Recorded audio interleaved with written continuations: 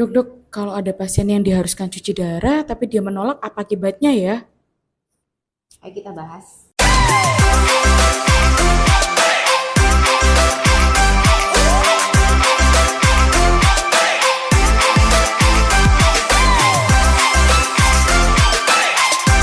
Ini masalah yang sering sekali terjadi di praktek sehari-hari saya, ya. Jadi ada pasien yang sudah dinyatakan oleh dokter ginjalnya dia harus menjalani cuci darah, tapi mungkin karena takut, kaget, ya, jadi dia belum siap secara mental, akhirnya dia dan keluarganya mungkin menolak. Nah, ini kira-kira bagaimana ya dampak untuk pasiennya? Tentunya kalau ini sudah dinilai atau didiagnosis atau diakses oleh seorang dokter ahli, memang dia harus membutuhkan cuci darah, lalu dia tidak menjalani itu, tentunya tidak akan ada efek yang baik ya. Cuci darah atau dialisis ya, itu sebetulnya bisa dilakukan pada beberapa kondisi. Yang pertama itu pada kondisi gagal ginjal akut atau acute kidney injury. Jadi pada kondisi gagal ginjal akut, posisi atau peran dari cuci darah ini adalah sebagai renal supportive therapy. Jadi mendukung terapi-terapi untuk mengembalikan fungsi ginjalnya. Karena pada gagal ginjal akut itu terjadi kerusakan atau kegagalan ginjal yang sifatnya tiba-tiba. Saya sudah pernah jelaskan di beberapa video saya ini tentang gagal ginjal akut.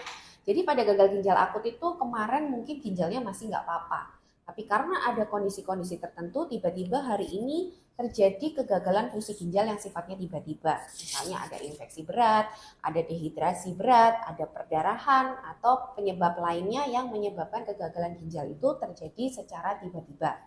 Nah, pada saat kondisi gagal ginjal akut ini biasanya bisa terjadi kegagalan ginjal akut yang ringan, sedang, ataupun yang berat. Kalau yang ringan mungkin dia masih bisa mengeluarkan kencing, mungkin dia masih ada sampah-sampah metabolisme yang bisa keluar tapi menurun gitu ya. Tapi kalau kondisinya sudah berat, kadang-kadang itu pasien sampai nggak bisa kencing sama sekali dalam waktu 6 sampai 12 jam terakhir. Terus karena dia tidak mengeluarkan kencing, tidak memproduksi kencing, otomatis sampah-sampah metabolisme yang ada di dalam tubuh atau kelebihan-kelebihan seperti air, asam basa, elektrolit di dalam tubuh semuanya nggak bisa keluar. Inilah yang menyebabkan akhirnya kondisi seorang pasien itu drop ya, drop dan harus mendapatkan pertolongan segera karena dia mengalami kondisi-kondisi kegawat daruratan. Misalnya asidosis metabolik yang berat, hiperkalemi yang berat, bengkak ya, sesak karena adanya edema paru.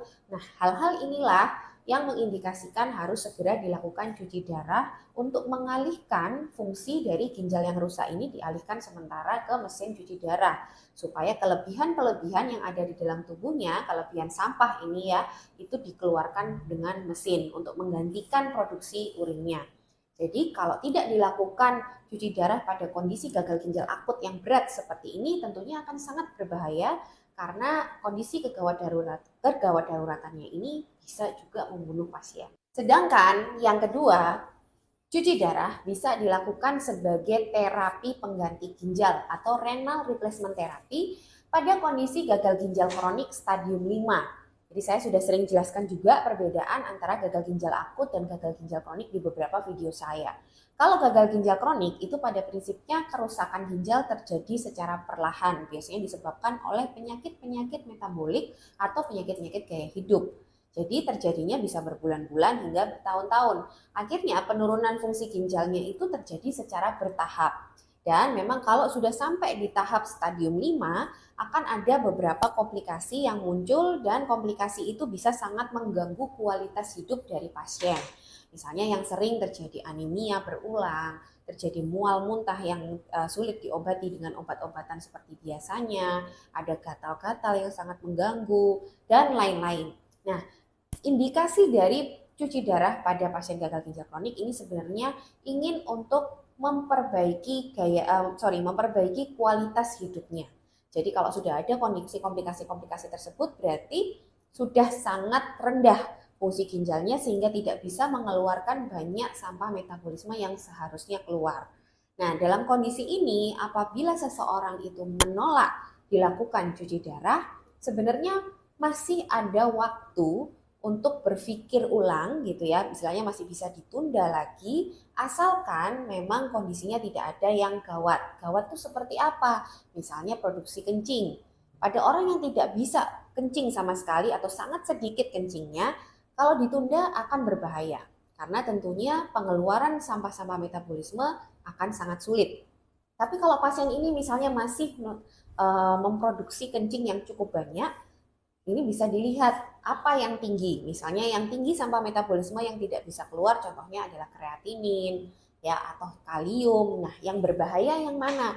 Dua-duanya berbahaya, tapi paling tidak kalau misalnya kencing itu masih bisa keluar, kreatinin dan kalium ini masih bisa dicoba diturunkan dengan menggunakan obat-obatan.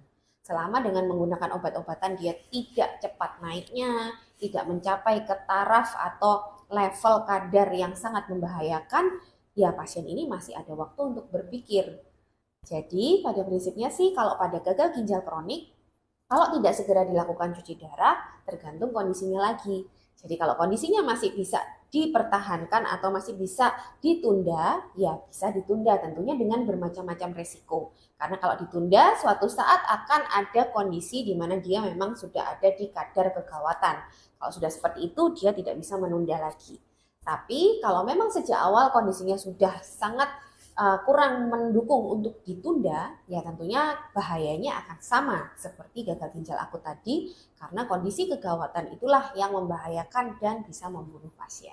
Jadi gitu ya Nephro Friends, semoga jelas. Jadi pada prinsipnya kalau yang menentukan cuci darah itu adalah seorang dokter konsultan ginjal dan hipertensi, itu seharusnya dokter yang sangat berkompeten. Artinya keputusan itu sudah sangat mendekati kebenaran yang paling tinggi. Jadi kalau memang yang memvonis atau yang mendiagnosis Anda adalah seorang dokter ahli ginjal, lebih baik diikuti apa saran beliau, dan kalau memang kalian memerlukan second opinion karena mungkin masih belum siap secara mental, bisa konsultasikan dengan dokter konsultan ginjal hipertensi yang lainnya.